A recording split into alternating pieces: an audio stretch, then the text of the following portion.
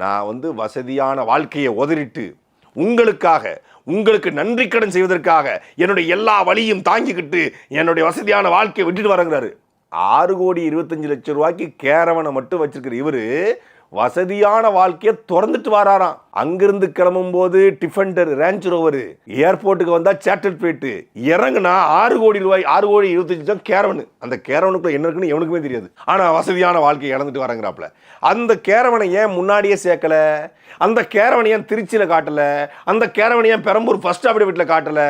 கேரவனை மறைச்சு வச்சிருக்கு.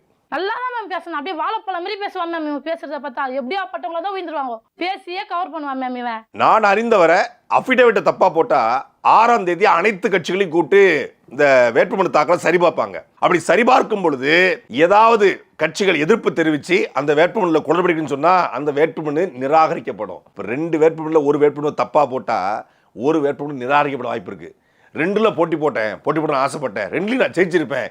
எதிரிகள் சூழ்ச்சி பண்ணி, தேர்தல் ஆணையம் சதி பண்ணி, பிஜேபி பாஜக உள்ள நுழைஞ்சி என் வேட்புமனு நிராகரிக்க வச்சுட்டாங்க அப்படின்னு சொல்லி பழியை தூக்கி போட்டுட்டு ஏதாவது ஒன்று ரிஜெக்ட் பண்ணி விட்டுருவாங்கிறதுக்காகத்தான் இந்த வேட்புமனு திட்டமிட்டு 52 வயசு 51 வயசாக பெரம்பூர்ல வழக்கு காட்டல, திருச்சியில வழக்கு காட்டுறாரு. பெரம்பூர்ல முன்னாடி 6 கோடி ரூபாய் பேருந்தை காட்டல, அந்த பேருந்து வாங்கி 1 வருஷம் ஆச்சு. திருச்சி கிழக்குக்கு அந்த பேருந்தை கொண்டு வந்துட்டாப்ல.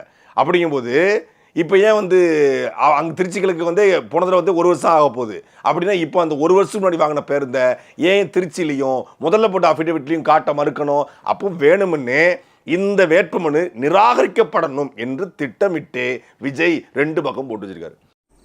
ஓ, நீ அப்படி வரியா?